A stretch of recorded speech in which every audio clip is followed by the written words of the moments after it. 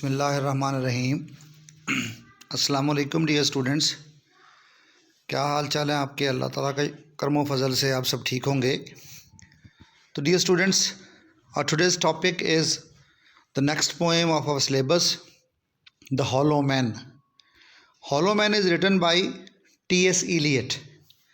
तो थोड़ा सा पोएम का और पोएट का इंट्रोडक्शन करते हैं, फिर हम पोएम के थीम और इस चीज़ों के बारे में स्टडी करेंगे। तो स्टूडेंट्स, ये आपके सामने टी.एस. इलियट की फ़ोटो है। ये टी.एस. इलियट कुछ ऐसे दिखता था। और Thomas Stearns Eliot, T S. Eliot जिसे कहा जाता है, was born on September 26, 1888 in St. Louis, Missouri, the seventh and last child of Henry Ware Eliot, a brick manufacturer था उसका father, a Corlett Streams Eliot, who was active in social reforms and was herself a not untalented poet. कि वो खुद भी untalented poet नहीं थी, इसकी mother भी, इसका फादर, उसके काम के बारे में बताया जो कि एक ब्रिक मैन्युफैक्चरर था। तो टी.एस. इलियट का ये इंट्रोडक्शन है। इसने पोएम लिखी द हॉलो मैन। ये पहले पोएम पढ़ते हैं, फिर देखते हैं कि इस पोएम में क्या था। We are the hollow man. Hollow man का मतलब होता है स्टूडेंट्स खोखले, खोखले आदमी।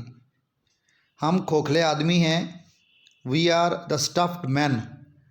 हम भूसा भरे आदमी। स्टफ्ड का मतलब होता है जिसमें भूसा भरा हुआ हो, जो चीज़ जो है वो स्टफ्ड हो। मतलब जैसे कोई एक हमने सबक पढ़ा था स्टफ्ड ट्राउट, जिसके अंदर जो है वो किसी चीज़ का स्टफ़ भर देते हैं हम लोग ना। मतलब वो रियल में नहीं होती चीज़, बल्कि वो स्टफ्ड थिंग होती है। स्टफ्ड से मुराद है कि जैसे किसी चीज़ का खोल लेके उसके अंदर जो है किसी चीज़ को भर दिया जाए तो उसको हम स्टफ्ड कहेंगे। लीनिंग टुगेदर, लीन का मतलब होता है एक दूसरे का सहारा लेना। हम एक दूसरे का सहारा लेते हैं। Head piece filled with straw, जो हमारा सार है ना, यानी जो दिमाग है वो तिनकों से भरा हुआ है। अलास, अफसोस। और ड्राइड वॉइसेस, हमारी खुश्क आवाज़ें। व्हेन वी विस्पर टुगेदर, जब हम इकट्ठे बोलते हैं। आर क्वाइट एंड मीनिंगलेस, खामोश और बेमानी सी हैं। एज, जैसे कि विंड इन ड्राई ग्रास, जैसे कि खुश्क घास के अंदर हवा चलती है ना, उससे आवाज़ आती है। या और रैट्स फीट, जो चूहे के पाँव होते हैं, ओवर ब्रोकन ग्लास, टूटे हुए शीशे के ऊपर। इन और ड्राई सेलर, हमारे खुश्क तय खानों के अंदर। बेसमेंट को सेलर कहा जाता है। तो स्टूडेंट्स, इस स्टैंजा के अंदर, इन चंद अशार के अंदर पोइट हमें ये बताता है कि हम खोखले आदमी हैं, भूसा भरे हुए आदमी हैं। हमारे जहनों में, दिमागों में भूसा भरा हुआ है। We are away from the reality of this world. हम इस दुनिया में सिर्फ एक दूसरे का आसरा ढूंढते हैं, खुद मेहनत नहीं करते, खुद हम अंदर से कुछ नहीं है। ये सारी ज़ाहिरी शान व शौकत, ये जो नज़र आता है, जो कुछ दिखाई देता है, ये सब कुछ ऊपरी ऊपरी है। यानी एक इंसान के ज़ाहिर और बातन के अंदर बताया गया है कि ज़ाहिरी गोश्त पोस्ट का इंसान कुछ भी नहीं होता जब तक उसके अंदर कुछ नहीं होता। जब तक इंसान के अंदर कुछ नहीं है वो कुछ भी नहीं है। कहता है कि हम, अगर वो वॉइसेस की बात करते ना, हेड पीस की पहले बात की उसने कि फील्ड विद स्ट्रॉ, कि हमारे जो दिमाग हैं वो तिनकों से भरे हुए हैं। यानी दिमाग खाली है, अच्छे काम के लिए दिमाग काम नहीं करता। हमारी आवाज़ें बेमानी हैं, खुश्क हैं। उसका मतलब ये कि हम फजूल बात करते हैं। जब भी बोलते हैं फजूल बोलते हैं। हमारी हर बात मीनिंगलेस है, हर चीज़ का कोई मतलब नहीं है। As wind in dry grass, जैसे कि अगर हवा चल रही है तो घास के पत्ते उड़ रहे हैं। घास की सनसनाहट की आवाज़ आती है तो उस आवाज़ का कोई मतलब नहीं होता। बिल्कुल इसी तरह हमारी इन वॉइसेस का भी कोई मतलब नहीं है। जैसे चूहे टूटे हुए शीशों के ऊपर नीचे तहखानों में फिरते हैं, उनके पाँव की आवाज़ का कोई मतलब नहीं होता, तो दुनिया के इस हंगामे का, इस शोर शराबे का उसके नज़दीक कोई मतलब नहीं है कि डू समथिंग। अगर वाकई अपनी आवाज़ के अंदर वज़न लेके आना है तो कुछ ऐसा बोलो जिससे लोग सीखें, कुछ ऐसा सोचो जो किसी के काम आए, कुछ ऐसे वर्ड्स कहो कि जो कि गोल्डन हरूफ्स में लिखे जाएं। तो यही वो सारी चीज़ें हैं जो टी.एस. इलियट हमें बताना चाहता है। He criticises the modern man of the society. वो इस सोसाइटी के, इस माशरे के, दौर जदीद के आदमी को क्रिटिसाइज कर रहा है। तो यहाँ पर नेक्स्ट स्टैंजा पे हम चलते हैं, शेप विदाउट फॉर्म, कि हमारी जो शेप है उसकी कोई फॉर्म ही नहीं है। शेड विदाउट कलर, हमारा जो शेड है उसका भी रंग कोई नहीं है। अच्छा देखें कि शेप विदाउट फॉर्म का मतलब होता है कि ये जो इंसान गोश्त पोस्ट का बना हुआ है ना, वो शेप तो है लेकिन कोई फॉर्म नहीं है, किसी तरीके से नहीं बना हुआ। मतलब ये नहीं है कि खुदा ना खास्ता कि इंसान की बनावट में फॉल्ट है, बल्कि जिस चीज़ के लिए उसको बनाया गया, जिस चीज़ के लिए ये हाथ दिए गए, जिस चीज़ के लिए उसको ये आंखें मिली, जिस चीज़ के लिए उसको ये लिप्स मिले, वो कोई भी काम ये ढंग से नहीं करता। Paralysed force, gesture without motion, हमारी ताकतें जो हैं वो मफलूज हो गई हैं, पैरालाइज्ड हो गई हैं। जेस्चर, जो हमारी हरकतें हैं, जेस्चर, बॉडी का जेस्चर को कहते हैं, विदाउट मोशन, इनमें कोई हरकत नहीं है। अगर हम हाथ को हिला के कुछ करते हैं तो बेमानी काम है, उस काम का ना हमें फ़ायदा है ना किसी को फ़ायदा है, ना आने वाली दुनिया में किसी को फ़ायदा होगा। लेकिन वो कहता है कि दोस्त, वो लोग हु हैव क्रॉस्ड, जो यहाँ से चले गए हैं, विद डायरेक्ट आइज, खुली आंखों से, टू डेथ्स अदर किंगडम, मौत की दूसरी वादी में, remember us if at all, अगर वो कभी हमें याद करते हैं तो, नॉट एज लॉस्ट, अगर हमें भूल नहीं गए, वायलेंट सोल्स बट ओनली, वो हमें क्या कहते हैं कि ये भटकी हुई रूहें हैं, कि ये जो इंसान है ये वायलेंट सोल्स हैं। एज द हॉलो मैन, जैसे कि खोखले आदमी, द स्टफ्ड मैन, भूसा भरे आदमी। तो स्टूडेंट यहाँ पे शेड विदाउट कलर, अब साए का रंग तो कोई नहीं होता, शेप तो शेप होती है, फॉर्म और शेप में क्या फ़र्क है। उसके कहने का मतलब है कि इंसान का साया वो साया नहीं होता जिसको वो साया कह रहा है। इसमें सिंबॉलिकली हमें मीनिंग देने की कोशिश की गई है। Your shadow, your shade means the reflection of your works. आपकी दुनिया में आपने बड़े बड़े कारनामे सर अंजाम दिए, किसी ने किताबें लिखी, किसी ने कुछ किया। अब कायदे आज़म का शेडो, शेड आज भी मौजूद है इस रिफ्लेक्शन की शक्ल में, वो पूरे का पूरा पाकिस्तान है। तो हम लोग उस कैटेगरी से निकल कर आगे जाएंगे।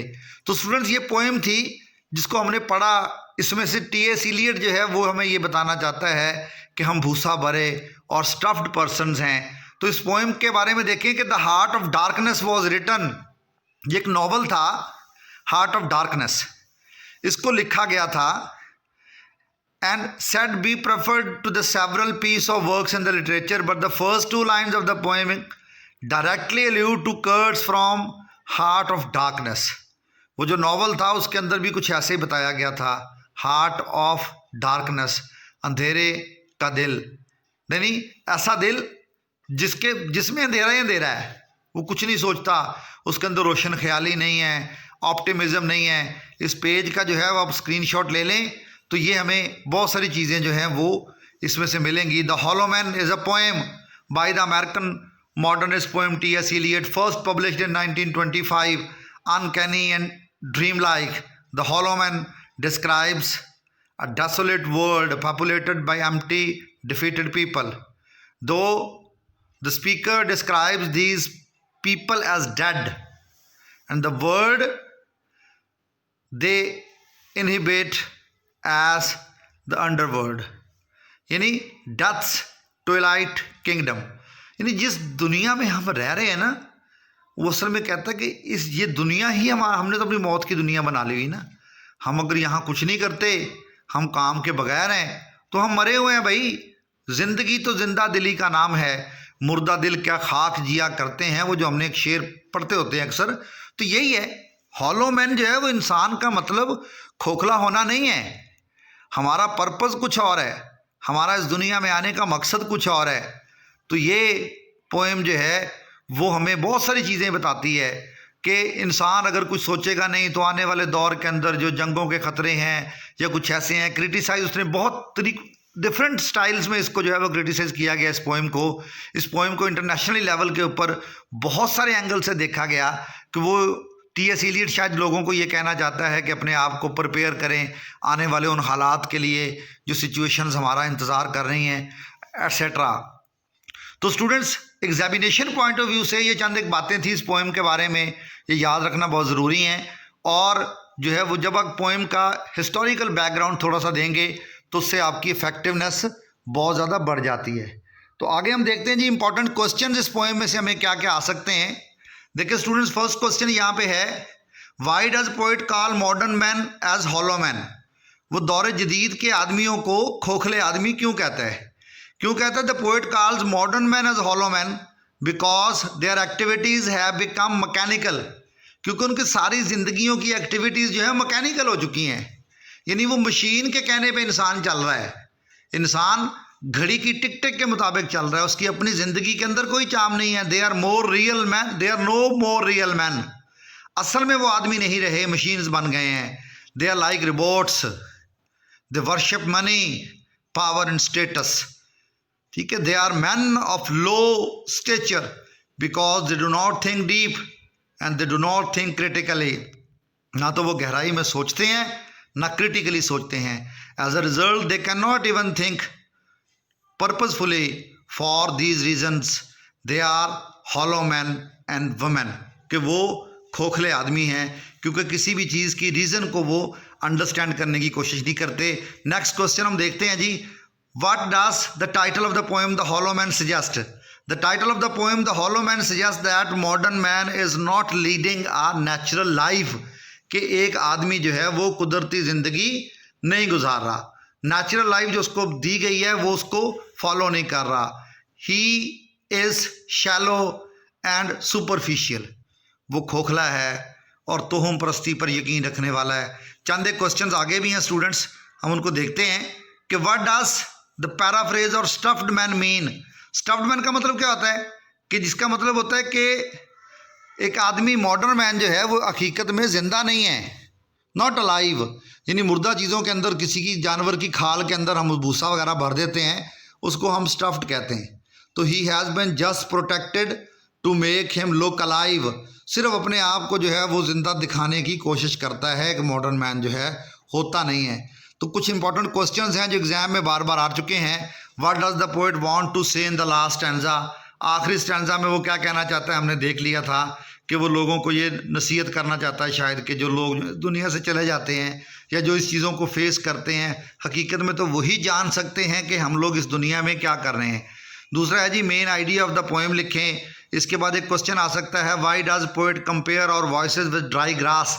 ये मैं डिटेल आपको बता चुका हूँ पीछे कि क्योंकि वो ड्राई ग्रास की आवाज़ भी बेमानी होती है, उसका कोई मीनिंग नहीं होता। इसी तरह हमारी आवाज़ों का, हमारी बातों का भी कोई मतलब नहीं है, जिसमें फीलिंग्स नहीं है, जिसमें एहसासात नहीं है, किसी का ख्याल नहीं है, ये हमारे काम किसी के लिए नहीं है। How do the whispers of hollow man, कि हॉलो मैन जो है वो किस तरीके से सरगोशियाँ करते हैं। ठीक है, उनकी आवाज़ का कोई मीनिंग नहीं होता, कुछ नहीं होता। तो ये कुछ थे। अब इंपॉर्टेंट वर्ड्स देख लेते हैं इस पोएम में जो यूज़ हुए। तो स्टूडेंट, पहला वर्ड यूज़ हुआ हॉलो। हॉलो का मतलब क्या होता है? खाली, यूजलेस, एम्प्टी को हम लोग कहते हैं। दूसरा वर्ड इसमें इस्तेमाल हुआ स्टफ़, जिसमें भूसा भरा हुआ हो, रॉ मटेरियल, उसको जो है वो स्टफ़ कहा जाता है। ठीक है, इसी तरह हेड पीस, ये माइंड, ब्रेन, सेंस, अंडरस्टैंडिंग के मीनिंग में उसने लिया है। इसका मतलब सर नहीं है, सिर्फ हेड नहीं है। ठीक है ना, इस बात का ख्याल रखना है। और स्ट्रॉ का मतलब क्या होता है? तिनके, ग्रास, हस्क, हे। और इसके बाद जो है विस्पर का मतलब क्या होता है? सरगोशी, स्पीक सॉफ्टली। ठीक है, म्यूटर, मरमर करना, इसको हम विस्परिंग कहते हैं। जी स्टूडेंट, इसके बाद जो है सेलर। सेलर हम कहते हैं बेसमेंट को, जो ज़मीन के नीचे जो है वो तह खाने होते हैं, उसको सेलर्स कहा जाता है। इसके बाद जो है हमारे पास वर्ड है जी पैरालाइज्ड, वो पैरालाइज्ड फालाइज्दा लोगों को भी कहते हैं, डिसेबल्ड, क्रिपल्ड, इम्पोर्टेंट, जिनमें ताकत ना हो, लूले लंगड़े लोग जो हैं वो, जो बेचारे कुछ नहीं कर सकते, वो पैरालाइज्ड होते हैं। जेस्चर का मतलब होता है इशारे करना, sign, signals, nod, NOD word लिखा हुआ है, अगर आपके पास पूरा नहीं आ रहा, जो थोड़ी मिसिंग शायद जो है वो स्क्रीन की वजह से है। तो जेस्चर जो है वो सिग्नल करने को कहते हैं, इशारा करने को कहते हैं। तो स्टूडेंट्स, ये हमारी पोएम जो थी हॉलो मैन, इसके अंदर एक वर्ड और भी है, मोशन। मोशन का मतलब मूवमेंट, हरकत वगैरह को कहते हैं। तो ये जो है वो हमारे पास लास्ट इसका वर्ड था जिसको हमने देखा। तो डियर स्टूडेंट्स, आज हमने जो है वो T.S. इलियट की पोएम हॉलो मैन को स्टडी किया। इसको अच्छे तरीके से प्रिपेयर कर लें। Question answer examination point of view से आपको बता दिए गए, कुछ इंपॉर्टेंट वर्ड्स बता दिए गए, एक्सप्लेनेशन रेफरेंस टू कॉन्टेक्स्ट इसका तरीका आपको पहले से समझाया हुआ है। उम्मीद है आपको कुछ ना कुछ समझ आ गई होगी। बाकी आपके पास जो बुक्स हैं, नोट्स हैं, दूसरी चीज़ें हैं, उनसे आप इसको प्रिपेयर करें तो definitely you can achieve good marks. Thank you very much dear students, अपना ख्याल रखिएगा। अल्लाह हाफिज़।